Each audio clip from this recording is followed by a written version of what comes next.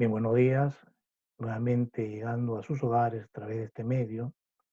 El tema que vamos a desarrollar el día de hoy es sobre los seres vivos y sus características.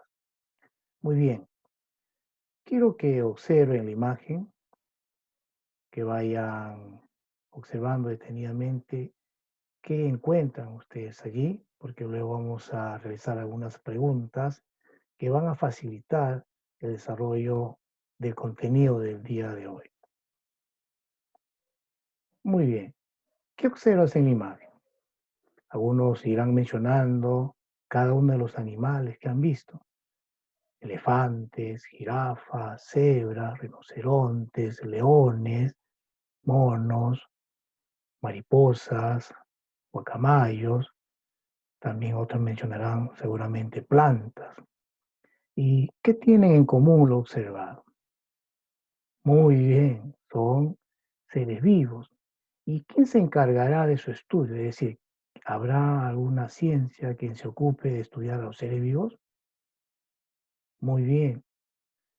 La ciencia que se ocupa de estudiar a los seres vivos se denomina biología. Entonces, la palabra biología etimológicamente resulta de unir sus dos voces griegas, bio, que significa vida, y logos, que significa tratado o estudio. Y así podemos considerar a la biología como el estudio o tratado de la vida. ¿Y qué es la biología entonces? La biología es la ciencia que estudia la vida. Su campo es muy amplio y se va aquí, por ejemplo, a realizar eh, la- o se va a investigar todos los grupos de seres vivos de diferentes puntos de vista, por su forma, por sus funciones, por su comportamiento, por su desarrollo y por las relaciones que se establecen con su hábitat. ¿Y por qué decimos que la biología es una ciencia? Muy bien, porque tiene un objeto de estudio. ¿Y cuál será el objeto de estudio de la biología? Es los seres vivos. Muy bien, y además la biología como ciencia utiliza un método llamado método científico, que va desde la observación hasta las conclusiones.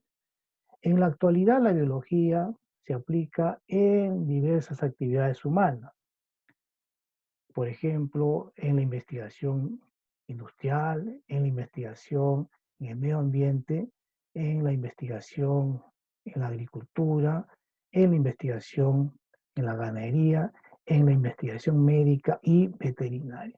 Por ejemplo, en la biología industrial, el proceso natural de fermentación es usado ampliamente en la industria panificadora, es decir, para poder producir pan. Y también en la elaboración de bebidas alcohólicas para poder, digamos, elaborar o producir cervezas y vino. Y en la producción de diversos lácteos, derivados de lácteos, como el yogur y queso. En la biología agrícola, en agronomía se estudian los cultivos, es decir, su ciclo de reproducción, su hábitat y sus adaptaciones para obtener el mejor rendimiento de las cosechas. En la ganadería, el proceso de selección genética es el más utilizado para el mejoramiento de razas y la mayor producción de leche, carne y huevos. En la biomédica, conocer bien algunos microorganismos ha permitido elaborar antibióticos para frenar muchas enfermedades. Los avances en bioquímica e inmunología han permitido prevenir las enfermedades infecciosas mediante vacunas y la disminución de rechazo de órganos en los trasplantes. La rama de la biología. Tenemos la zoología. La zoología estudia a los animales. La paleontología estudia los fósiles. La evolución estudia los cambios de los organismos en el tiempo. La genética estudia la herencia biológica. La microbiología estudia los organismos microscópicos. La embriología estudia el desarrollo de los seres vivos de la fecundación al nacimiento. La fecundación, como sabrás, es la unión del óvulo y el espermatozoide que en la especie humana se realiza o se lleva a cabo en las tres cuartas partes de las trompas de Falopio. La citología estudia la célula. Como sabemos, la célula es la unidad básica de todos los seres vivos. O sea, quiere decir que todos los seres vivos están constituidos, formados por una o muchas células. La virología estudia los virus. Y hoy en día, pues, sabemos de esta noticia de la pandemia que es producida precisamente por un virus. La anatomía estudia la estructura interna de los organismos. La fisiología estudia el funcionamiento de los organismos. La botánica estudia las plantas y la ecología que se ocupa del estudio de la relación entre los organismos y el medio ambiente. Muy bien, los seres vivos y sus características. Pues todos los seres vivos comparten propiedades que permiten reunirlos dentro del grupo de los seres vivos y diferenciarlos de aquellos que no tienen vida. Todos los seres vivos presentan características comunes. Los estudios biológicos han permitido reconocer estas características en organismos simples como las bacterias y también en otros muy complejos como los animales, el hombre y en este caso también las plantas. La materia viva es un sistema compuesto de diversos elementos capaces de captar energía de su entorno y de transformarlo. Todos los seres vivos son complejos. En su interior se aprecian partes diferentes en cuya composición hay muchas sustancias químicas que las que encontraríamos en una gota de agua y en un grano de arena. Entonces, todos los seres vivos que habitan la Tierra tienen un ciclo de vida. Esto significa que nacen, crecen, se reproducen y finalmente mueren. No son eternos. Están formados por células. Cada célula es una unidad microscópica. Existen organismos unicelulares cuya única célula cumple todas las funciones vitales. De otro lado, los organismos pluricelulares forman tejidos especializados que cumplen sus funciones de manera coordinada.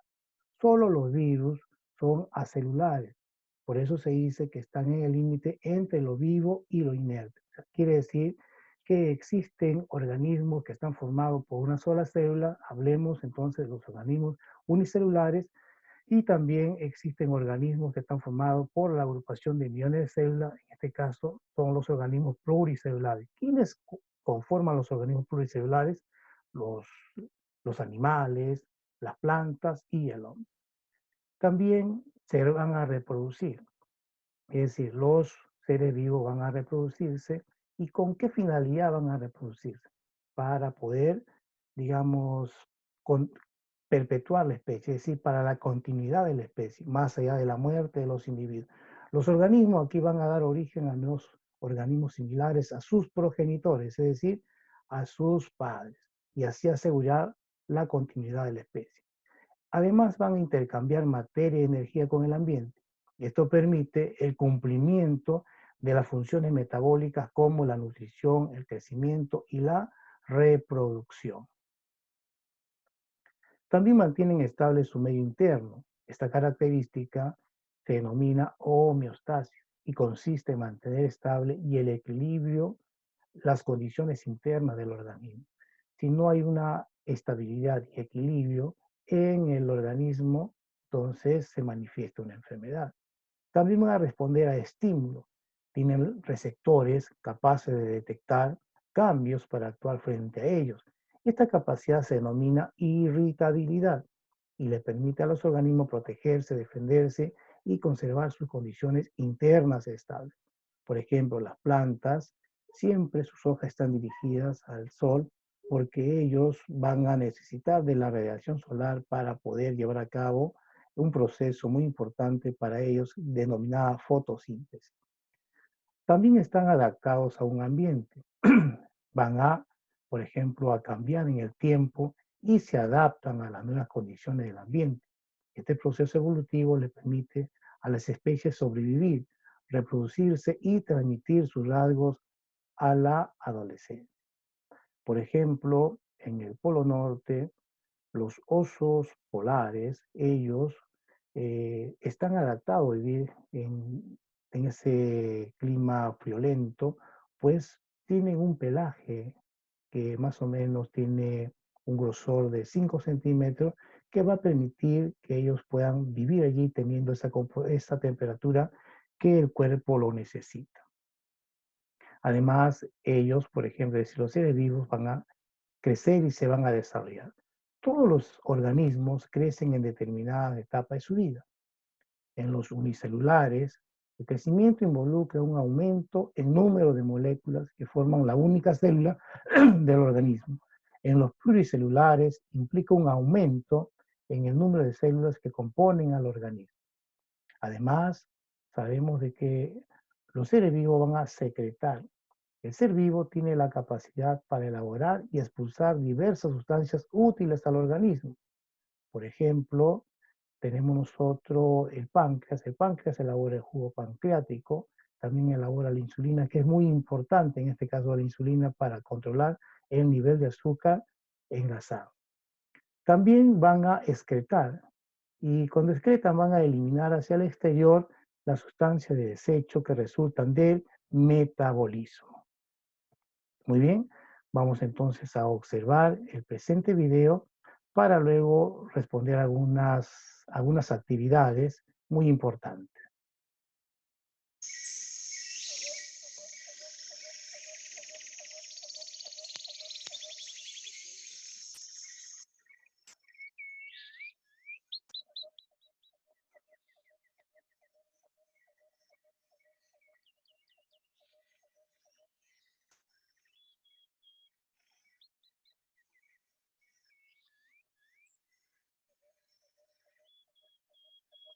Todos los seres vivos características distintivas.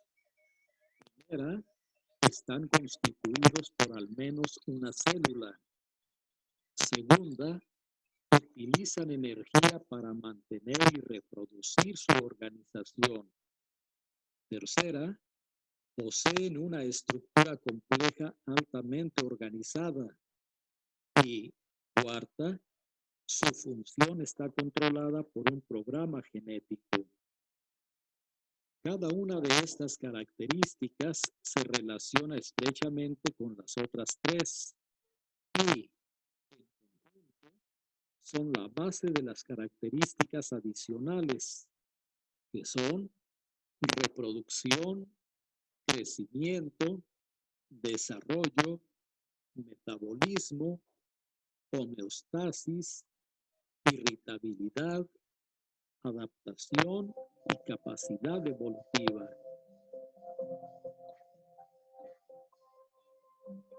La reproducción es el proceso que permite la creación de nuevos organismos y posibilita la continuidad de cada especie.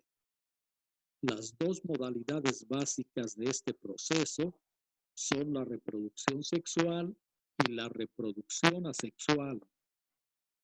La reproducción sexual es la producción de descendientes semejantes simultáneamente a dos organismos originales, los progenitores, por haber intercambio de ADN entre ellos al formar una célula hija llamada cigoto. La reproducción asexual, por su parte, es la producción de descendientes genéticamente idénticos a un organismo original por no haber intercambio de ADN con otro organismo.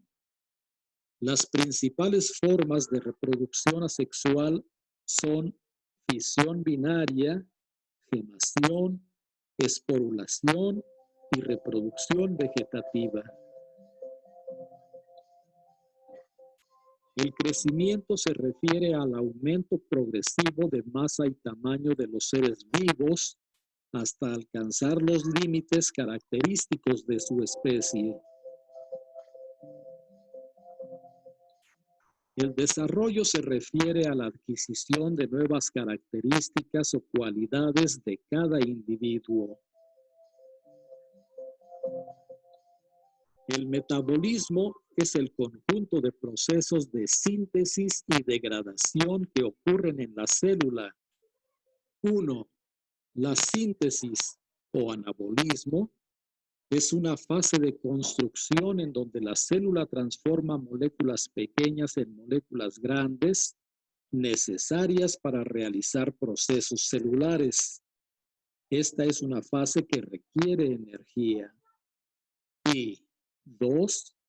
La degradación o catabolismo es una fase de destrucción en donde la célula transforma moléculas grandes en moléculas pequeñas y libera energía, la cual es utilizada por la célula. La homeostasis es la capacidad de los seres vivos de mantener el equilibrio biológico en su interior por medio de sus mecanismos de control, independientemente de las variantes externas e internas.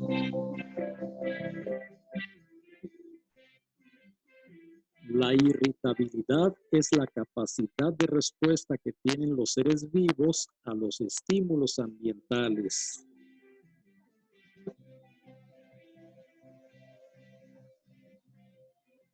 La adaptación es el proceso por medio del que una especie se condiciona para sobrevivir ante los cambios ambientales en que vive, lo que aumenta sus posibilidades de supervivencia. Finalmente, la evolución es el proceso por el cual las poblaciones de organismos se transforman a través de generaciones sucesivas. La evolución es la razón de la biodiversidad en la Tierra.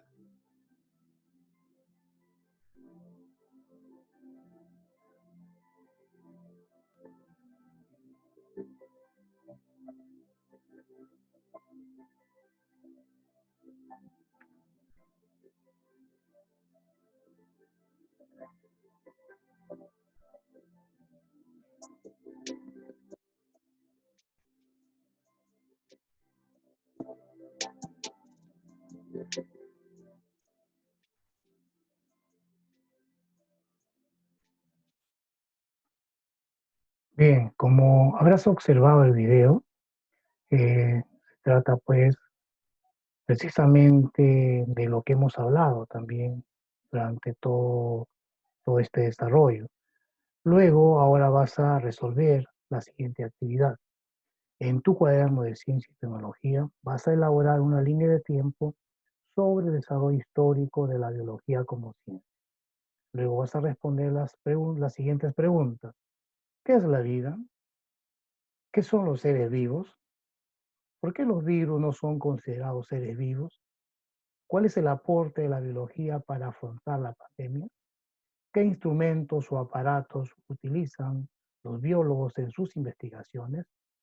¿Estás de acuerdo con la manipulación de microorganismos como las bacterias para frenar muchas enfermedades? Bien, esperando que puedan ustedes trabajar en forma consciente. Durante el transcurso del día estarán ustedes presentando pues sus actividades ya resueltas. Van a tener ustedes que hacer uso de WhatsApp para que lo puedan enviar ahí y yo luego revisar.